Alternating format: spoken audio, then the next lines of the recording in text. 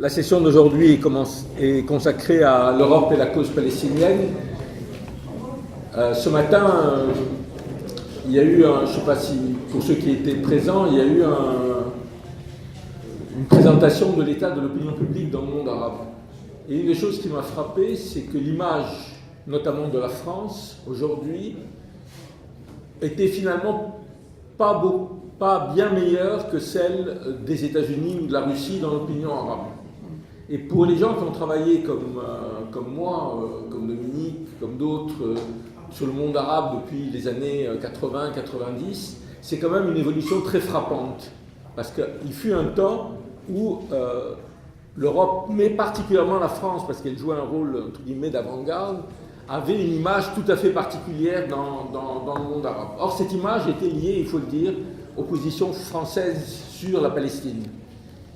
Et aujourd'hui, le fait que cette position soit dégradée est beaucoup lié, je pense, à cette question de la Palestine et montre l'importance de cette question palestinienne, malgré tout ce qu'on dit, dans les relations internationales. Vous savez, il y a un discours aujourd'hui qui dit on a fini, bon, la Palestine, finalement, c'est secondaire, regardez la Syrie, l'Irak, le Soudan, etc. Et en fait, on se rend compte que ce n'est pas vrai. Et je crois que c'est intéressant, effectivement, de revenir à travers différentes interventions sur cette question des rapports entre l'Union européenne et la Palestine. Donc, je ne vais pas présenter chacun des orateurs maintenant, mais je les présenterai au fur et à mesure. Donc, le premier orateur, c'est Bishara Khader, qui va parler de l'Europe et la question palestinienne entre 1948 et 2018, la responsabilité historique et incohérence diplomatique. Avec 15 minutes, pas plus, je serai très ferme. Voilà. Merci. Donc, je supprime les salam alaikum. En tout cas, merci Salam pour avoir pris cette initiative. Merci de m'avoir invité à parler avec des collègues avec qui je partage à la fois la passion et l'obsession de la Palestine, du monde arabe et de la Méditerranée. J'ai préparé un très long texte intitulé « L'Europe et la question palestinienne 1948-2018, responsabilité historique et incohérence diplomatique ». Je vous fais grâce de la première partie, responsabilité historique, mais j'épinglerai, pour ne pas empiéter sur le temps de parole de mes collègues, j'épinglerai que d'abord les premiers projets sionistes émanent de milieux chrétiens, de milieux européens, de milieux littéraires, de cercles industriels, même de mouvements antisémites qui voulaient bien se débarrasser de leurs juifs en Europe. Deux, que le sionisme, en tant qu'idéologie structurée avec une organisation, l'organisation sioniste mondiale, a pris naissance en France, avec Theodor Herzl, avec son livre L'État juif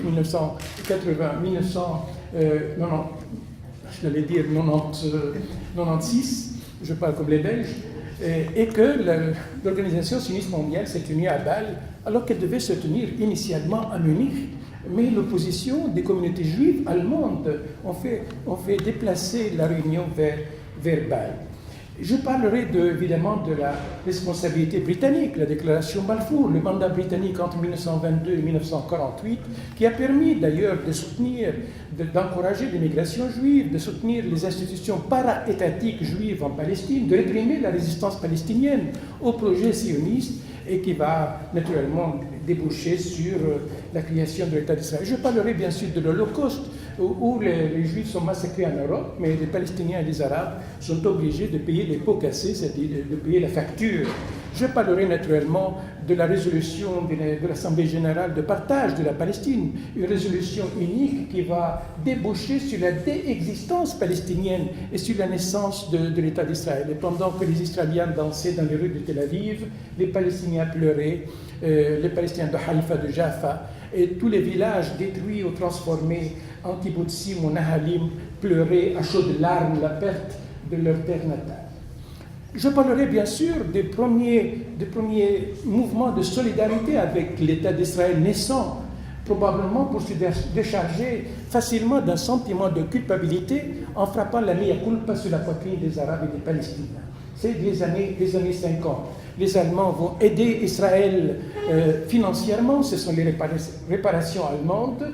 Les Français vont les aider militairement, ils vont même les aider à obtenir la bombe nucléaire, tandis que les autres États européens vont les soutenir à la fois mais politiquement et diplomatiquement dans les institutions internationales.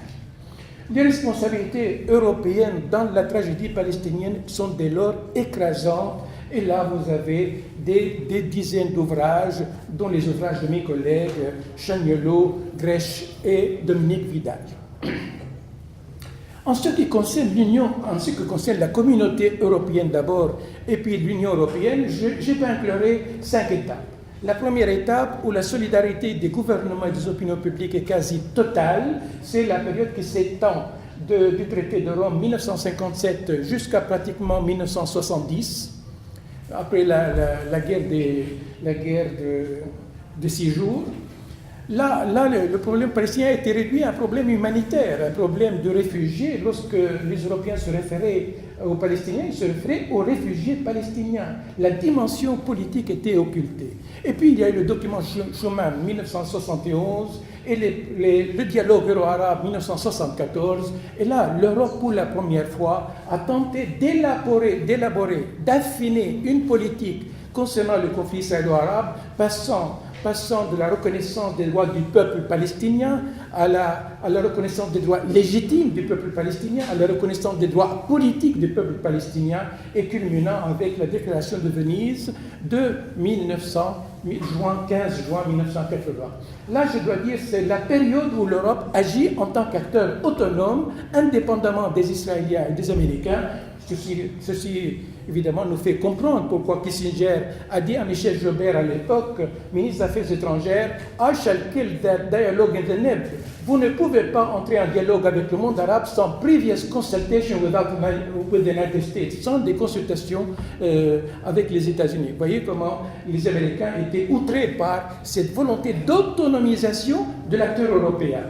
La déclaration de Venise a été le point culminant d'une politique européenne sur la question palestinienne. Les années 80, c'est l'éclipse de l'acteur européen. Rappelez-vous, Thatcher est élu en Angleterre, Reagan est élu aux États-Unis, et les États-Unis reprennent en quelque sorte le dossier israélo-palestinien. C'est l'époque où il y a l'invasion israélienne du Liban en 1982, c'est l'époque de Sabra el-Shatila, c'est l'époque du plan Reagan, c'est l'époque où l'Europe est préoccupée davantage par ces modifications institutionnelles. Nous passons du marché commun au marché unique, nous intégrons la Grèce en 1981, nous intégrons l'Espagne et le Portugal, et conditions non écrites dans les documents officiels européens, ils doivent, avant d'intégrer l'Union européenne, reconnaître l'État d'Israël, car ni la Grèce en 1981, ni l'Espagne et le Portugal ne reconnaissaient Israël, mais avant de devenir membre à part entière de l'Union européenne, ils ont reconnu l'État d'Israël, c'était 1986. Donc l'éclipse de l'acteur européen. Et puis, il y a la troisième partie, c'est la partie que j'appelle l'Europe dans l'industrie des processus de paix. Là, l'événement majeur, c'était l'invasion du Koweït par l'armée de Saddam Hussein. Les Américains réagissent, acheminent vers la région 400 000 soldats américains, procèdent à la libération du Koweït. Naturellement, des manifestations gigantesques dans tous les pays arabes qu'on a mal interprétées, pensant que les Arabes manifestaient en faveur de Saddam Hussein, alors que les Arabes manifestaient leur colère en disant aux Américains, pourquoi la libération de la Palestine serait prioritaire, du Koweït serait prioritaire, et la libération de la Palestine ne l'est pas. Et ce qui fait que la guerre a lieu en janvier-février 1991. La même année, en mars, le président Bush va devant le Congrès américain le 8 mars, et qu'est-ce qu'il dit? It is right time now to solve the Arab-Israeli conflict, pour éviter justement l'accusation de double poids, double mesure. Ce n'est pas par hasard que la première conférence israélo-arabe a lieu à Madrid, au Palais de l'Orient, en octobre 1991, la même année de la guerre du Golfe. Bon, vous savez, là, les Américains se sont soumis aux conditions posées par les dirigeants israéliens. Les Palestiniens ne pouvaient pas participer à cette conférence en tant que délégation séparée, les habitants de Jérusalem ne pouvaient pas faire partie d'une délégation palestino-jordanienne, et les Palestiniens doivent intégrer une délégation jordanienne. Et les Américains, et les parents de la conférence, qui sont les Russes et les Américains, vont accepter ces conditions israéliennes. C'est pour ça que l'OLP n'est pas présent à la première conférence israélo-arabe de Madrid. Et puis nous avons le processus d'Oslo. Négociations secrètes, on signe un accord intérimaire que les médias ont interprété le miracle de la paix. Non, c'était un accord pour trouver un accord. Et cet accord devait être trouvé en 1999 par la création d'un État palestinien, c'est-à-dire le retrait de l'armée israélienne. Eh bien, lorsque Arafat se proposait d'annoncer la création de l'État de Palestine, après l'avoir annoncé théoriquement à Alger en 1988, eh bien, l'Union européenne a fait pression sur Arafat en disant « c'est pas le moment d'annoncer unilatéralement la création d'un État palestinien, nous reconnaîtrons l'État palestinien le moment venu. » Eh bien, nous attendons encore, en 2018, le moment venu de la reconnaissance de l'État de Palestine. Et donc là, l'Europe essaie de soutenir financièrement les négociations israélo-palestiniennes, et les véritables négociations se déroulaient au département d'État, et pendant que Israéliens et Palestiniens s'échinaient à négocier au département des États-Unis, eh bien les Israéliens multipliaient les faits accomplis dans les territoires occupés, rendant quasi une impossibilité géographique que l'État de Palestine, indépendant, viable, contigu et souverain, puisse un jour voir le jour. Eh bien l'Europe, voyant malgré cela cette évolution, cette judaïsation de Jérusalem-Est, ce processus de colonisation rampante dans les territoires occupés, elle est restée inerte, se contentant de dénoncer, de condamner, de ne pas comprendre. Et pendant ce temps, évidemment, les Israéliens grignotaient, déchiquetaient, fragmentaient le territoire de Palestine. Et les dernières années, 2000-2018, c'est, si vous voulez, l'Europe est le mirage de la paix. L'Europe sait parfaitement que la paix est aujourd'hui un mirage, une duperie. Et pourtant, les Européens continuent à parler de processus de paix. C'est devenu une véritable industrie. Ce que je montre dans ce texte, c'est que sur le plan déclaratoire, je n'ai pas beaucoup de choses à reprocher à l'Union européenne. Elle colle au plus près au droit international. Elle considère que la colonisation est illégale, que l'annexion de Jérusalem est illégale, tout comme l'annexion du Golan est illégale. Donc, elle considère qu'il faut qu'il y ait un État palestinien, et dans la déclaration, dernière déclaration 99, elle dit aussi également que Jérusalem doit être la capitale de l'État de Palestine, que Jérusalem doit être la capitale de deux États. Donc, sur le plan déclaratoire, je n'ai rien à reprocher aux Européens. Mon problème, c'est l'incohérence ou l'incapacité des Européens de traduire leur déclaration à une action efficace. L'a-t-elle fait? Oui, pour la première fois d'ailleurs.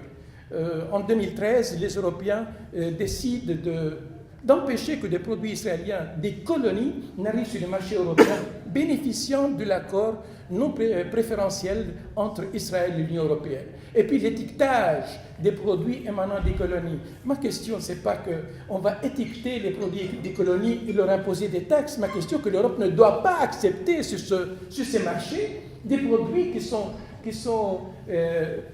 le fait de colonies israéliennes. La conclusion de mon texte, c'est que l'Europe baigne dans une incohérence totale. Une incohérence totale. Lorsqu'il s'agit de voter en 2012 sur le statut de l'État de Palestine à l'Assemblée générale, les Européens se divisent. 14 pays européens votent pour la résolution. 13 pays européens s'abstiennent, tandis qu'un État européen, la Tchéquie, vote contre. Voilà les divisions intra-européennes. Conclusion, parce que l'Europe est composée d'institutions, le Parlement qui fait des rapports dans l'ensemble de bonne facture, la Commission a la charge d'édulcorer les rapports du Parlement, tandis que le Conseil a la charge de les abréger. Parfait, j'ai 3 minutes, c'est parfait. Vous voyez que je vous respecte. Et donc, il y a là des dissensions entre le Parlement, la Commission et le Conseil. Entre les pays européens en matière de politique étrangère, il y a des différences notables, des agendas différents, des priorités différentes, des mémoires historiques qui sont différentes. L'Allemagne n'est pas la France. Vous ne pouvez pas demander aujourd'hui aux Allemands, éventuellement, d'adopter des mesures punitives à l'égard d'Israël, étant donné le passé de l'Allemagne. Et tandis que les pays de l'Est, on voit bien leur orientation pro-américaine et donc pro-israélienne. Ceci explique d'ailleurs les dissensions à l'intérieur de l'Union européenne. Et puis, il y a naturellement je vois personnellement une contradiction entre la politique étrangère de l'Union européenne, qui est finalement une politique inexistante dans mon sens, et les différentes politiques étrangères des États membres. Comme s'il y avait une concurrence, il y a des États membres qui considèrent que c'est leur politique étrangère qui doit être prioritaire et défendue, et non pas la politique étrangère de l'Union européenne. Bref, la Palestine est le test de l'incohérence, de l'inconsistance des positions européennes. Et pourtant, je considère que c'est une question clé. Et le rapport ambigu de l'Europe à l'égard d'Israël demeure une pierre d'achoppement dans la manière de forger une politique étrangère européenne digne de ce nom. Il y a en Méditerranée, en Palestine, un rôle pour l'Europe, mais il n'y a pas d'acteur européen digne de ce nom. Peut-être là, cette dernière réflexion est un peu brutale, mais honnêtement, je travaille sur ces questions depuis 40 ans. Mon frère, Naïm Kader, premier représentant de l'OLP en Belgique, a été cheville ouvrière du dialogue euro-arabe, grand ami de Claude Chesson, d'Edouard Bezani et d'autres commissaires européens. Cette voix de la Palestine a été éteinte lorsqu'elle a été assassinée en 1981, précisément un an après la déclaration de Venise. J'étais moi-même dans la commission culturelle et scientifique du dialogue euro-arabe. C'était une période marquée par l'optimisme. Aujourd'hui, honnêtement, je ne peux pas dire que je suis particulièrement optimiste quand une position et un rôle européen significatif et cohérent dans la région du Proche-Orient.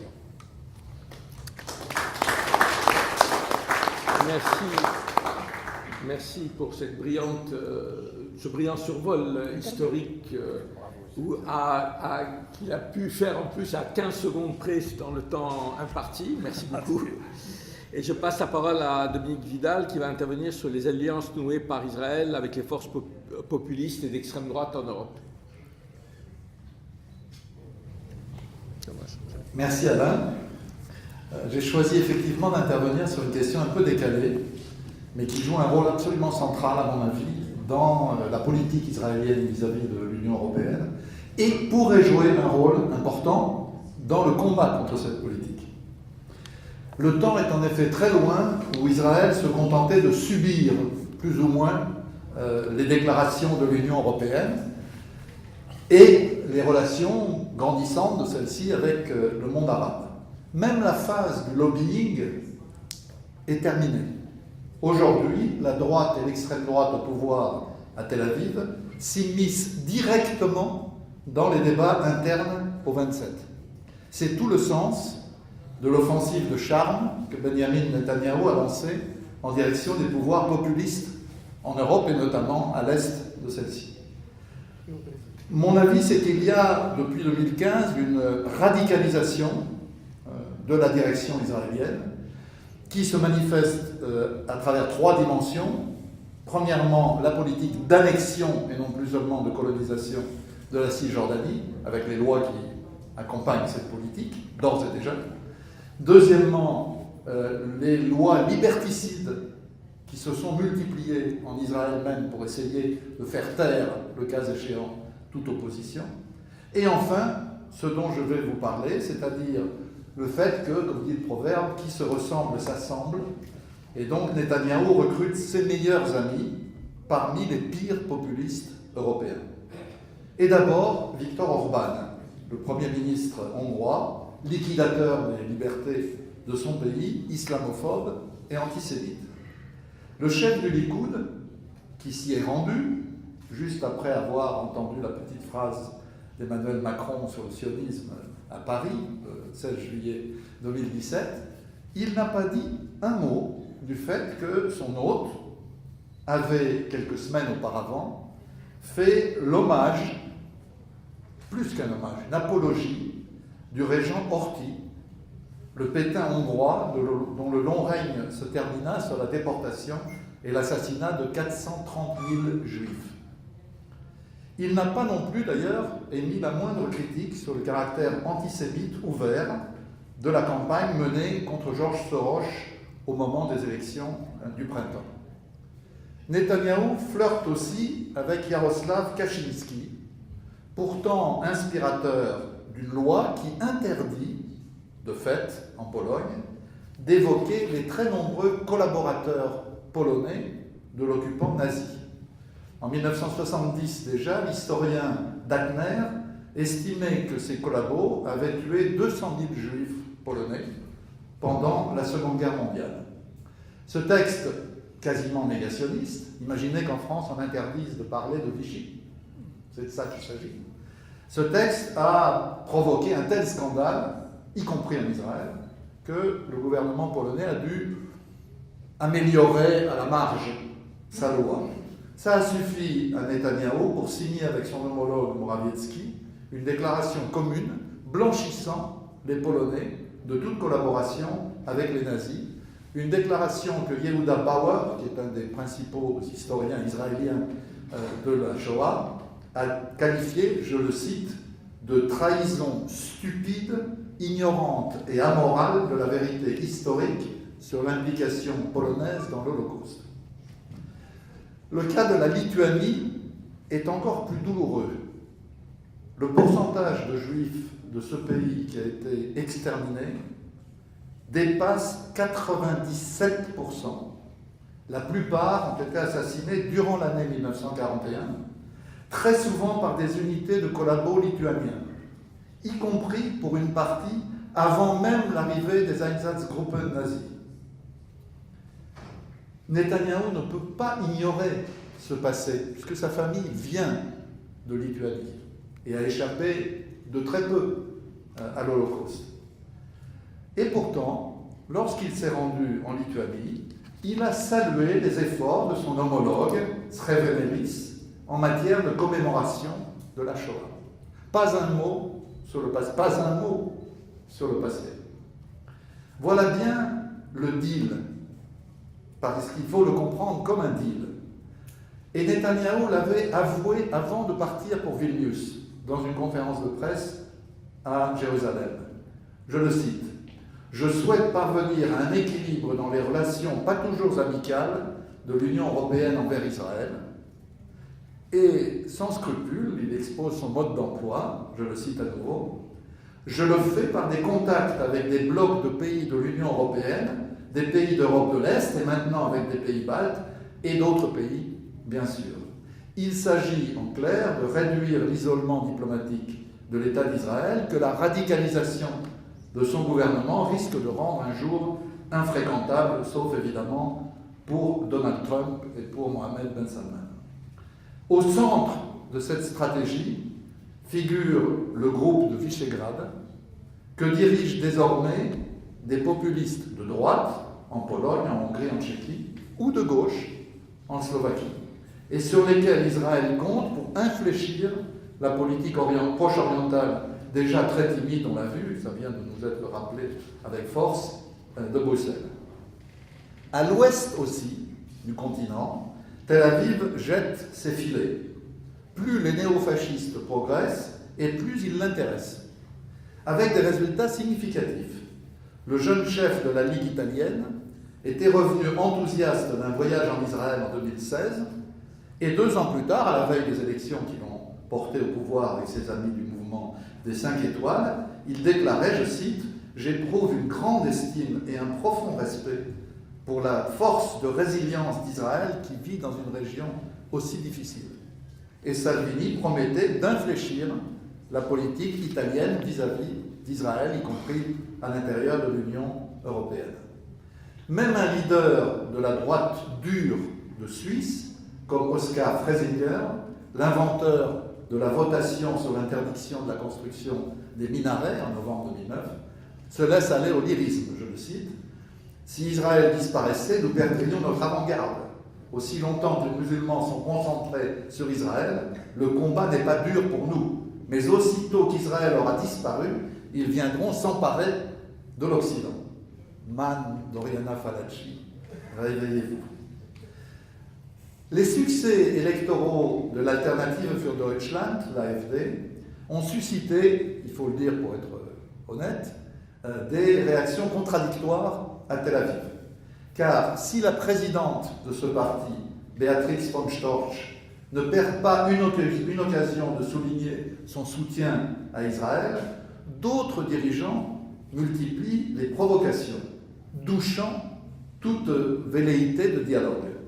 Ainsi, Alexander Gauland, un des deux porte-paroles de l'AfD, a-t-il expliqué que les Allemands pouvaient être fiers du combat de leurs soldats pendant les deux guerres mondiales. Ça a provoqué un peu de difficulté, évidemment, la drague a des limites, si bien qu'on a eu recours à un homme très célèbre en Israël, puisque c'est l'homme qui a enlevé Eichmann en Argentine, il s'appelle Rafi Eitan, et voilà ce qu'il a dit dans son message à l'AfD après le succès électoral de celle-ci, je cite, « Chacun de nous en Israël apprécie votre attitude envers le judaïsme. Je suis sûr que si vous travaillez avec force et plus important de manière réaliste, au lieu de représenter une alternative pour l'Allemagne, vous pourriez devenir une alternative pour toute l'Europe. » Avancer pour justifier ces liaisons dangereuses, les prétextes diplomatiques ne sauraient quand même, quand on y réfléchit, expliquer le rapprochement entre Israël et des partis d'extrême droite ouest-européens qui ne sont pas, pour la plupart, au pouvoir. Et pourtant, je n'y reviens pas, mais je le rappelle, dès décembre 2010, une trentaine de dirigeants d'extrême droite avaient été invités à Tel Aviv, reçus à la Knesset, et certains d'entre eux avaient eu le privilège d'un entretien avec Avigdor Lieberman. Il y avait même à l'époque, parmi les interlocuteurs de Lieberman, un certain Geert Wilders, qui était allé dans une colonie faire un grand discours. Que disait-il ? Il plaidait contre la restitution, je cite l'AFP, des territoires en échange de la paix avec les Palestiniens, proposant l'installation volontaire des Palestiniens en Jordanie. Pour lui, les colonies constituent des petits, je cite toujours, des petits bastions de la liberté, défiant des forces idéologiques qui nient non seulement à Israël, mais à tout l'Occident, le droit de vivre dans la paix, la dignité et la liberté. Dans le même esprit, ce que je disais à propos de l'AfD, les dirigeants israéliens ne vont pas jusqu'à entretenir des relations officielles avec le FPE, le parti de Jörg Haider.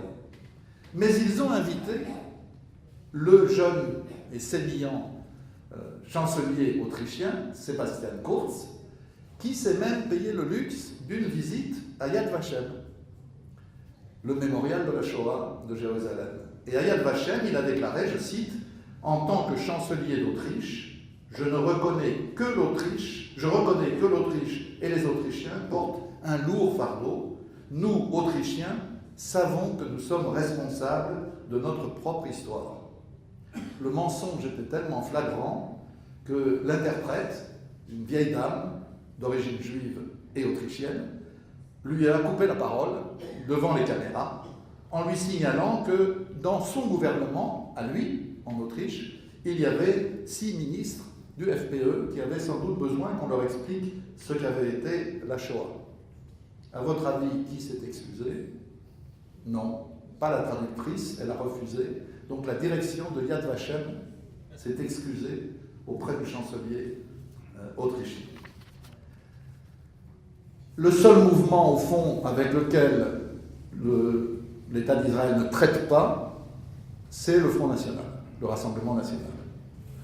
C'est vrai que le compagnon de Marine Le Pen a séjourné en Israël, on ne sait pas exactement dans quelles conditions, mais le porte-parole à l'époque du gouvernement israélien avait souligné, je cite, le gouvernement israélien n'a pas de contact avec le Front National étant donné l'idéologie et l'histoire de ce parti.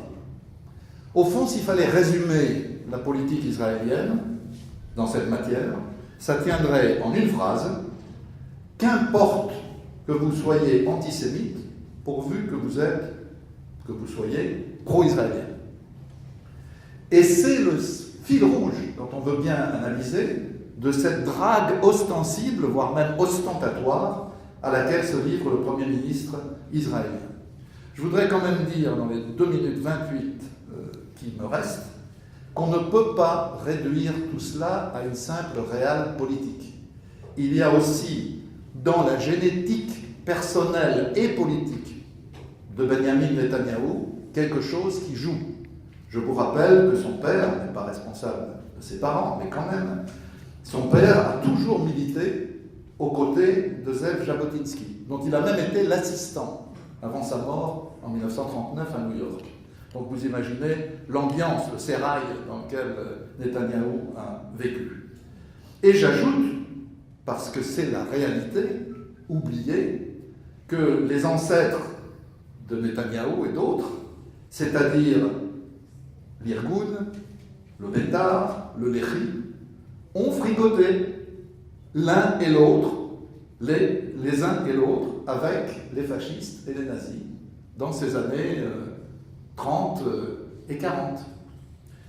Je rappelle que Mussolini ne tarissait pas d'éloges au sujet de Vladimir Zev Jabotinsky, qu'il qualifiait de « votre fasciste », Jabotinsky. Et de la même manière, on sait qu'il avait offert au Bétar des immeubles à Civitavecchia pour avoir l'école de cadre du Bétar, le Bétar de l'époque, évidemment. Et d'autre part, qu'il avait offert un émetteur à Bari qui permettait au mouvement sioniste révisionniste d'émettre en direction de toute la région et notamment en direction de la Palestine. Quant au Lehi, je rappelle qu'à la fin 1941, il a publié, sous la signature de ses dirigeants, y compris un homme qui s'appellera plus tard Yitzhak Shamir, une proposition d'alliance avec le Troisième Reich, proposition transmise à qui de droit. Donc, ma dernière question, elle sera simple. Tous ces gens dont j'ai parlé, Netanyahou le premier, mais pas que lui, sont-ils vraiment en droit de nous donner des leçons en matière de lutte contre l'antisémitisme? Merci de votre attention.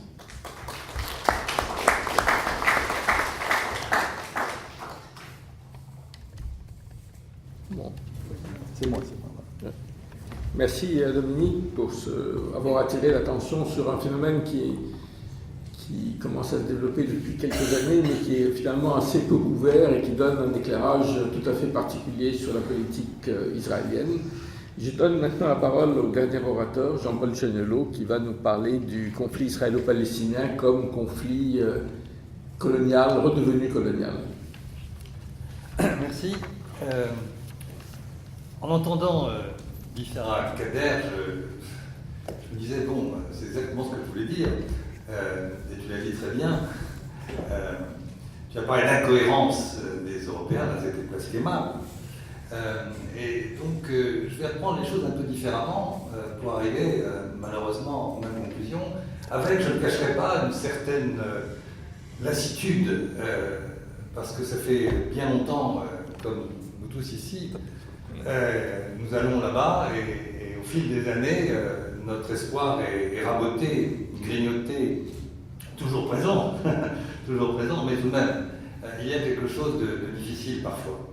Et si j'ai choisi ce thème, quand Salam m'a demandé un thème, c'est parce qu'au fond, j'ai l'impression que nous sommes revenus en arrière, profondément, et qu'il y a un formidable décalage d'image entre ce qui se passe là-bas sur le terrain et ce qu'on peut en percevoir ici en Europe ou en France. Et même les termes qu'on utilise, comme ceux qu'a rappelé tout à l'heure Ishara, en parlant des produits des colonies, en parlant des colons, même ces termes-là cachent en réalité une réalité beaucoup plus dense, beaucoup plus difficile, beaucoup plus prégnante. Et c'est de ça dont je voudrais parler brièvement, en montrant au fond la continuité. La continuité, quelque part, avec évidemment des périodes différentes les unes des autres, on est quand même sur un siècle de conflits. Et en partant du fait colonial, alors nous avons tous ici en mémoire, quand on dit Israël fait colonial, tous ceux de notre génération se souviennent d'un article de Maxime Rodinson, Israël fait colonial, qui est paru dans les Temps modernes en juin 1967, que j'ai relu. Parce qu'au fond, 50 ans plus tard, c'est tout de même toujours assez intéressant.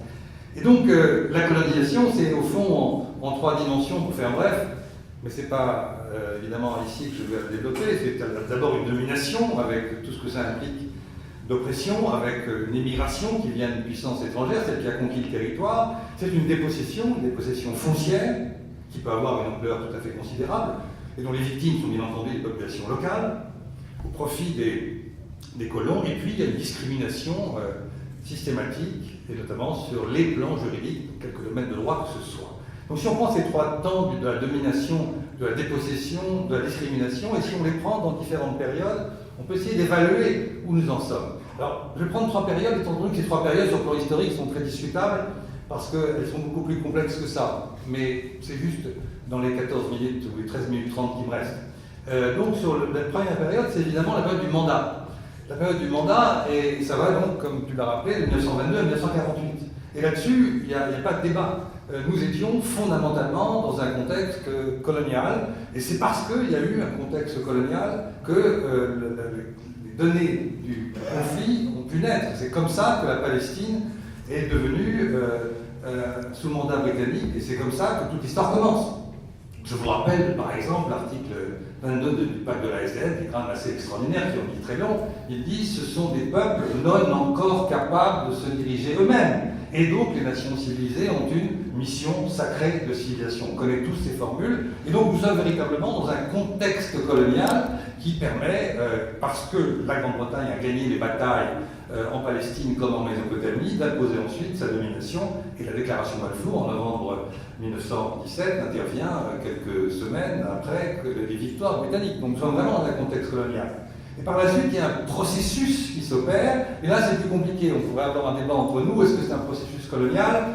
Il y a eu des possessions foncières, mais est-ce que c'est vraiment lié à un processus colonial?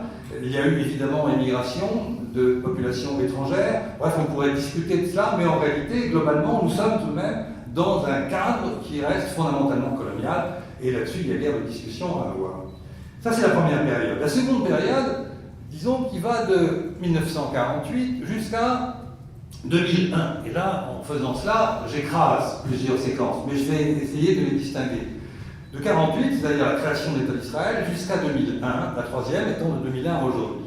1948, il y a une séquence, une première séquence qui est la séquence 1948-1967. Et là, il n'y a plus du tout de dimension coloniale. Nous ne sommes plus dans un rapport quelconque de dépossession au sens global du terme, on n'est plus non plus dans l'immigration au sens de la colonisation.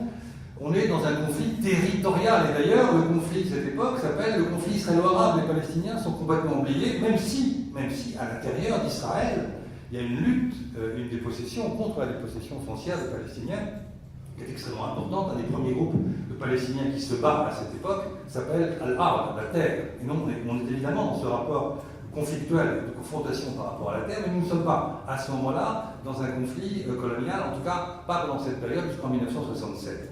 Après 67, évidemment, tout change. Et c'est à partir de 67 que les choses vont se recristalliser sur des bases qu'on peut analyser comme étant assez largement coloniales. Et là, il y a, je dirais, dans cette période de 67 à 2001, je distinguerais 2 temps. Les premières années, 1967 à 1977, je crois qu'il faut les rappeler, elles n'avaient pas de connotation coloniale, même s'il y avait déjà quelques colons installés. Si on prend les années 72-73, on a peut-être 1500 colons en Cisjordanie, 1500. Alors évidemment, Jérusalem est dans une situation différente. Nous avons 1500. Et il y a une hésitation des travaillistes à l'époque pour savoir ce qu'ils vont faire de ces territoires. Mais je crois que la date clé, donc il faut vraiment avoir conscience, c'est 1977. Et en 1977, c'est pour la première fois le Likoud qui arrive au pouvoir, et le Likoud qui, d'emblée, avec Begin, qui a cette phrase qui résume tout, ces territoires ne sont pas occupés, ils sont libérés. Et c'est à partir de là qu'il y a une vraie stratégie de colonisation, une vraie stratégie d'emprise foncière qui est mise en œuvre à partir de ces années-là, et le nombre de colons et le nombre de colonies va considérablement augmenter dans toute cette période des années 80, et y compris ensuite pendant la période d'Oslo des années 90. Sauf qu'il y a mille et une contradictions qui font qu'on n'est pas dans cette période où tout est possible. Il y a des limites, ne serait-ce que dans les années 90 à 99. Il y a un certain nombre de contre-pouvoirs, même s'ils sont limités, qui, à mon avis, ne permettent pas de penser véritablement un processus colonial, même s'il y a des colonies, et ça ne veut pas dire la même chose. La troisième période, et je voudrais rester surtout sur celle-ci, à partir de 2001. Pourquoi à partir de 2001 ? À partir de 2001, c'est, pendant près de 18 ans, jusqu'à aujourd'hui, constamment des gouvernements de droite et d'extrême droite. Et par conséquent, ils ont une stratégie systématique d'emprise foncière. C'est une priorité à tous égards. Et là, si on reprend un peu plus tranquillement les différents éléments du processus colonial, on les retrouve tous, sans qu'il y ait de contre-pouvoir possible. Et je dirais dans une indifférence et une impunité tout à fait importante. Si on regarde le processus, il y a d'abord évidemment le nombre de colons qui viennent s'installer en Cisjordanie. On est passé de 200 000 à la fin du processus d'Oslo. On est aujourd'hui à plus de 430 000 colons en Cisjordanie. Si je rajoute la population à Jérusalem, on est à plus de 630. On n'est pas loin de 630, 640, les chiffres sont discutables. Mais enfin, ça veut dire qu'on est à 20% de la population globale. C'est-à-dire qu'on est vraiment dans un processus qui ressemble à une colonisation de peuplement. On n'est plus dans les colons qui viennent s'installer, se poser. Ils ne se posent plus comme ils pouvaient le faire dans les années 70. Ils s'enracinent. Nous sommes dans un processus d'enracinement extrêmement important. Le deuxième point, c'est qu'il y a un processus de dépossession foncière. Cette dépossession foncière, je voudrais prendre deux points un peu techniques, mais qui illustrent bien la différence. Dans les années 70, comment est-ce que l'État d'Israël, en Cisjordanie, allait déposséder les propriétaires palestiniens?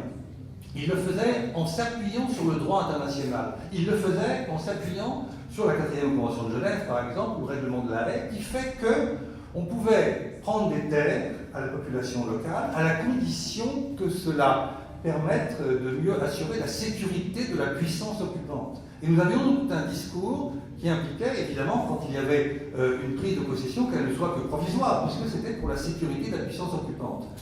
Il y a eu, à partir de 76-77, des arrêts de la Cour suprême, qu'on a en tête, pour ceux qui connaissent ce sujet, notamment l'arrêt Elon Morel en 1979, qui a montré les contradictions dans telle situation, qui ont fait que finalement, la Cour suprême a annulé des réquisitions de terres parce que les conditions de sécurité qui étaient évoquées n'étaient pas avérées. Et donc cet argument-là a sauté complètement. Et ça correspond à l'arrivée de Begin. Et comment le Likoud et le gouvernement à ce moment-là a repris le problème, c'est le deuxième point technique, c'est que désormais, on a pensé le problème de la dépossession autrement. Et on le pense vraiment en termes coloniaux. On a été chercher le code foncier ottoman de 1858 pour essayer de trouver des terres d'État et à partir de là, installer des colonies sur des terres d'État, c'est-à-dire des terres qui ne sont pas cultivées et qu'on va réquisitionner. Le problème sur le plan technique est beaucoup plus compliqué que ce que j'évoque, mais c'est ça l'idée. Et donc on est vraiment là dans une volonté d'un État, par le droit de la puissance occupante, tel qu'il l'interprète, de déposséder sur une très large échelle les populations locales. Donc là, nous sommes vraiment dans un processus tout à fait colonial. Et puis la troisième dimension, c'est la discrimination. Chacun le sait, il y a une discrimination juridique. Il est évident que le droit applicable aux colons israéliens qui vivent dans les territoires, c'est-à-dire je prends la Cisjordanie, sur Jérusalem c'est encore différent, eh bien ce droit est évidemment un droit d'une démocratie entre guillemets, libérale, et n'a rien à voir avec l'arbitraire juridique, c'est un bel oxymore, encore que, il faut voir, qui s'impose aux citoyens palestiniens qui n'ont justement pas la qualité de citoyens. Donc nous sommes dans ce triptyque avec la dépossession, avec la discrimination et avec cette immigration qui se croit tout permis. Et c'est donc un processus qui est vraiment engagé, enraciné, et j'ajouterai un point essentiel, il est revendiqué. Et je prends deux points de cette revendication du gouvernement Netanyahou tout récemment. Le premier, c'est qu'il a organisé, et ça m'a beaucoup frappé avec cette affaire, une très grande manifestation à Goudjession, qui est une des colonies qui se trouve au sud de Jérusalem, pour célébrer, je cite, les 50 ans de colonisation. Les 50 ans de colonisation, c'est-à-dire qu'ils se réappropriaient quelque chose qui n'avait jamais existé, et certainement pas les années 67, 68, 70. Et donc, ça a été très critiqué en Israël. Par exemple, la présidente de la Cour suprême n'a pas voulu se rendre à cette manifestation, mais c'est quand même très emblématique, très très significatif que le Premier ministre dise voilà, nous avons 50 ans de colonisation, et on pourrait citer bien d'autres déclarations et bien d'autres initiatives. Et puis le deuxième point qui est extrêmement important, c'est évidemment la loi qui a été votée tout récemment par la Knesset en juillet de cette année sur l'État-nation du peuple juif. Et là, vous avez au moins deux points essentiels. Le premier point, c'est pour dire que la souveraineté ne peut appartenir au peuple juif, ce qui renvoie évidemment les Palestiniens en situation marginale. Il me reste 3 minutes, c'est parfait. Et donc, il est évident qu'il y a une discrimination juridique institutionnalisée, puisqu'après tout, ce sont des textes qui ont valeur constitutionnelle. Et d'autre part, dans l'article 7 de cette loi, il est très clairement écrit que les colonies ou les implantations, selon les traductions, eh bien, sont partie intégrante des valeurs nationales du pays. C'est-à-dire qu'on prend en compte et encore, si j'ose dire, cette idée de colonisation comme étant une valeur fondamentale. Conclusion, dans les 2 minutes qui me restent, la première, c'est que nous sommes vraiment dans un conflit singulier où la colonisation joue un rôle majeur, même si on ne veut pas le voir. Et cette colonisation, elle s'ancre dans la terre palestinienne, avec toute la dépossession que ça implique, et elle s'ancre aussi dans les esprits du côté israélien. Et je crois que c'est extrêmement grave, parce que la façon de voir les Israéliens semble complètement ne pas prendre en compte cette dimension, ou l'accepter, ou ne pas la voir. Et donc on est vraiment dans cette dimension. La seconde remarque que je voudrais faire, c'est que nous sommes aujourd'hui dans un débat souvent entre 2 États et un État, et beaucoup de Palestiniens disent la solution à 2 États, c'est fichu, on veut un État, un seul État. En réalité, ça ne fait que renforcer l'idée qu'il pourrait y avoir un État colonial, discriminant, et certainement pas un État démocratique. Et par conséquent, nous sommes là dans une contradiction majeure, et ça serait un État comme ça se passe pour déjà les Palestiniens de Jérusalem, ou dans une large mesure les citoyens palestiniens d'Israël. Ça veut dire que nous sommes dans un système de discrimination qui peut avoir un nom, même s'il fait polémique, et c'est évidemment le terme d'apartheid. Voilà, je vous remercie.